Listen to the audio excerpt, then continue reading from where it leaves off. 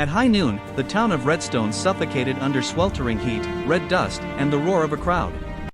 Townsfolk packed tight around the old barnyard, their eyes fixed on the noose swinging overhead. Dangling from it was a giant Apache woman, tall and broad-shouldered like a pillar of stone, her solid frame trembling under the sun. Her bare feet kicked weakly. Bruises wrapped around her throat, but her eyes still blazed, not with fear, not with tears, but with defiance. The mob screamed, "Hang her! Let the monster die!" A sneering deputy clutched the rope, treating the scene like it was a circus show. Just then, a weathered wagon rolled to a stop. At the reins sat a lone rancher. His coat was worn and dusty, his gray eyes hardened by years.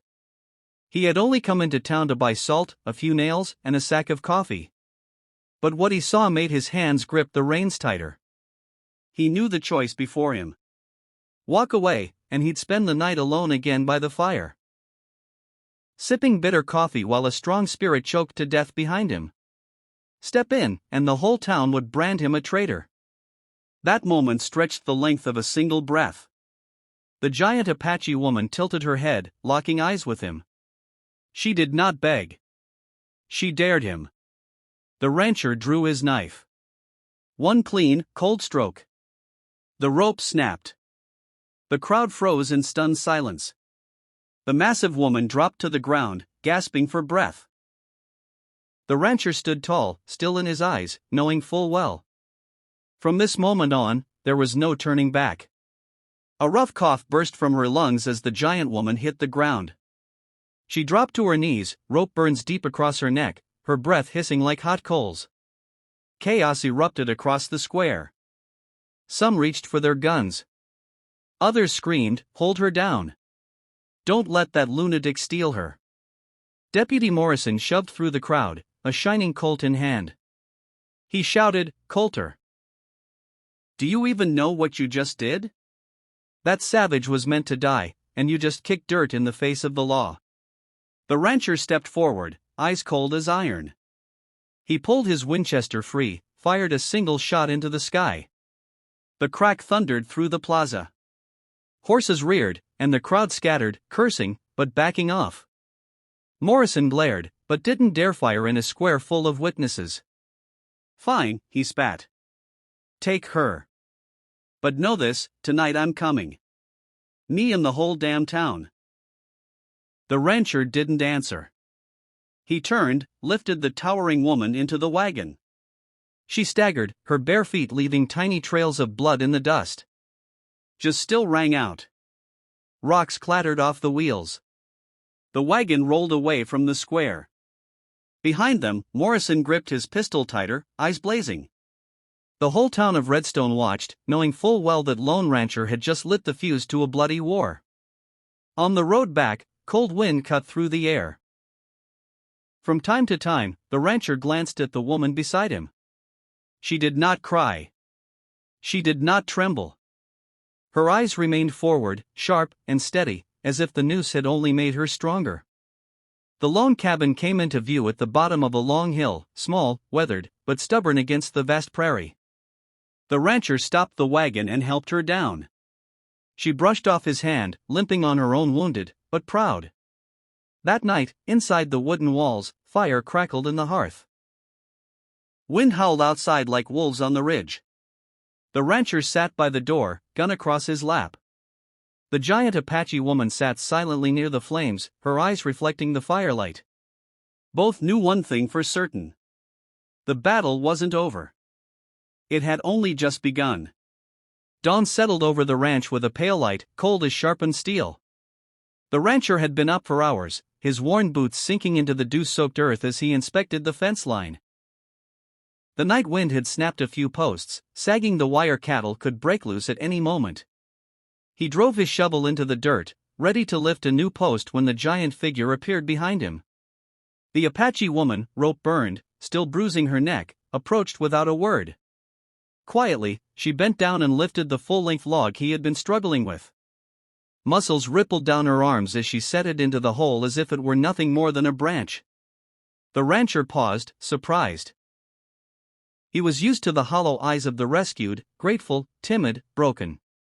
But not here. Here was strength, unspoken and unmoved. All morning they worked side by side without a word. He pulled the wire taut. She held the post. He swung the hammer. She handed him nails. When the sun rose high and sweat ran down his brow, he offered the canteen. She took a sip and passed it back, her eyes meeting his without flinching. Their language was labor, not speech. Inside the cabin, silence ruled as well. The rancher built a fire, boiled a thin soup from dry beans. He set a bowl in front of her. She ate slowly, her eyes fixed more on the flames than on him. That night, she didn't sleep in the narrow bed. She sat with her back to the wall, eyes open until morning like a sentinel. The rancher lay listening to the wind cut through the cabin walls, knowing full well she hadn't slept either. The next day, he found a gate hinge loose on the barn. Before he could fetch the hammer, she stepped forward, picked up the fallen pin, and drove it back into place with a few sharp blows. She didn't look at him. Didn't expect thanks. The rancher stood still, and in that quiet moment, he understood. She wasn't here to be rescued. She was here to survive on her own terms. That evening, in the golden firelight, the rancher tapped the body of his Winchester, listening to the wind rush over the open plains. The woman sat near the hearth, her deep eyes glowing red in the reflection of the fire. Still silent, still distant, but no longer strangers, it was the silence of those who knew. Sometimes survival needs no words, only someone who will stand beside you when the ground begins to shake. That afternoon, the western sky was a dull gray, heavy as a pan of ash. Wind churned in swirling gusts, sweeping dust and sand across the plains. The rancher hurried to bolt the windows, herd the animals into their stalls, and lock the cabin tight. The wind screamed through the cracks like cutting blades. Inside by the flickering firelight, the silhouette of the Apache woman sat still as a statue. The flames swept across her sunshed face, the rope's bruises still etched on her neck, her unblinking gaze fixed on the darkness.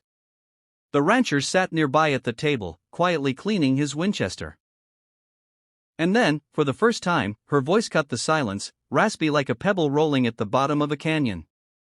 "Why did you save me?" The rancher looked up, pausing for a moment. He had grown used to her silence after days of speechless labor. Forgotten that she had a voice at all, he answered quietly, his tone stiff as old wood, "Because no one else to read." She turned toward him, fire, not of fragility, but of defiance burning in her eyes. Slowly, her words dropped like heavy stones. "It was my own people who hung me." The rancher froze. Outside, the wind paused for a beat, as if to let her words settle, she explained. She had once been a warrior in her tribe, so strong that even mounted Apache scouts held back. But when she refused, a marriage arranged with the chief's son. The tribe saw it as disgrace. One night, she was captured bound, and it was her own kin who had twisted the noose around her neck. The townspeople had merely carried out a sentence already passed. The rancher remained silent, his grip tight on the gunstock. He understood now that he hadn't only saved a life, he had stepped into an age-old conflict between worlds. His own white township and the Apache people outside. Hooves echoed faintly, then vanished on the wind. The rancher stepped to the porch, eyes scanning the rising dust line. Fresh hoof prints marked the ground. Someone had been watching the ranch through the storm. He turned back inside, eyes meeting those steely ones belonging to the towering woman. No words were exchanged, but they both knew the hanging night was only the beginning. There would be others, more men, hungrier, angrier coming back for her. Thank you so much for being here. If this story brings